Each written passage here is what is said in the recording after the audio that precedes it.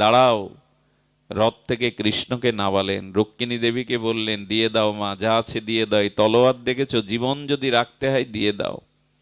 আঁচল পেতে সব অলংকার খুলে দিচ্ছে। রুক্মিণী দেবী বুঝতে পারছে না রহস্য, কৃষ্ণ কিছু বলে না কেন? আরে ভগবান সাথে এসে কিছু বলে না কেন? কৃষ্ণ কি বলবে? শ্রীকৃষ্ণের গায়ে তো খুব বেশি অলংকার না, উনি ফুলের দেবতা, উনি ফুল দিয়েই দেখুন, ভগবানকে স্বর্ণ অলংকারের থেকে ফুলের সজ্জাকে আরো সুন্দর গোবিন্দ।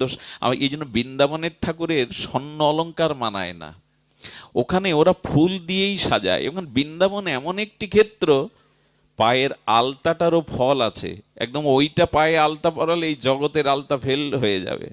রাধারানীর নুপুরটা বাইরে দিয়ে করতে হয় না, বৃন্দাবনে এমন একটা ফলের জন্ম, এটা নুপুরের মতো বাজে। সব কিছু পাওয়া যায় বৃন্দাবনে। বৃন্দাবন একটু অপ্রাকৃত ধাম কিনা, ওখানে কোনো অভাব রাখেননি রাধারানী। রাধারানীর চিন্তামণি প্রেমভূমি, ওইখানে ষড়ঋতুর ফুল একসাথে ফোটে, কারণ গোবিন্দের গলে বৈজয়ন্তী মালা করতে গেলে 5 রকমের 5 ঋতুর ফুল একসাথে লাগবে। তো কোথায় পাবেন? ব্রজে ওটা দিয়ে দেয়। যে দেশে যার আছে খ্যাতি, বৃন্দাবনে সব প্রাপ্তি। গোবিন্দের হাতে হীরার আংটি ছিল, ওটাও দেখতে পায়নি। গোবিন্দ সূর্যের আলো ওটা সামনে এনেছে যাতে চকচক করে ওটা দেখতে পায়। আরে দূরে গিয়ে বলল চকচক করছে কি, ফিরে গিয়ে বলতে আংটিটা দাও। আরে ওটা পেলেও তো 10 দিন বৈষ্ণব সেবা হবে। রুক্মিণী দেবী বললেন, দ্বারকানাথ আপনি ওকে কিছু বললেন না? ইতিহাস, পুরনো ইতিহাস খুলে বললেন, ও সারাদিন দাঁড়িয়ে আছে লুট করে বৈষ্ণব সেবা দেবে বলে। এ জাতীয় ভক্তের ইচ্ছা পূরণের জন্য আমি ওর সামনে আহার রূপে এসেছি। বলুন তো, ভগবানের সেবার থেকে ভক্ত সেবায় গোবিন্দ আরো বিমোহিত হন, আরো তার চিত্ত বিগলিত হয়ে যায়।